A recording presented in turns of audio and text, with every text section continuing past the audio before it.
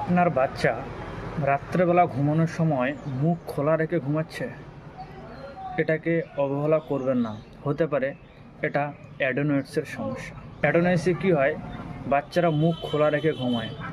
এর কারণে ঘুমানোর সময় নাক ডাকা হতে পারে, যাকে স্নোরিং বলা হয়ে থাকে। শ্বাসকষ্ট ফিল হতে পারে, নাক ব্লক থাকে, তার কারণে এই ধরনের সমস্যা হতে পারে। এটা শুরুতে চিকিৎসা করে নেওয়া জরুরি, নাহলে পরবর্তীকালে ক্রনিক হলে, নাক বন্ধ থাকলে, জেনারেলি ক্রনিক হয়ে গেলে স্নোরিংয়ের সমস্যা, নাক ঘুমানোর সময় শব্দ হওয়া, নাক ডাকা, এই ধরনের কিছু সমস্যা দেখা দিতে পারে। তো এই কন্ডিশনে আপনারা একটা হোমিওপ্যাথিক মেডিসিন ব্যবহার করতে পারেন, এবং সেই ওষুধটির নাম হচ্ছে অ্যাগ্রাফিস মিউটান্স 36 পটেন্সিতে আপনাদের কিনে আনতে হবে।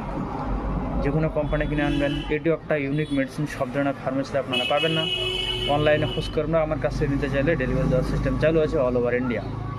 তো এটি 1 চামচ জলের সাথে 1 ফোঁটা ওষুধ দিয়ে দিনে 2 বার করে খেতে হবে। মোটামুটি 15 দিন কন্টিনিউ করবেন ওষুধটা, তারপর বন্ধ করে দেবেন। 15 দিনের মধ্যে ঠিক হয়ে যাবে।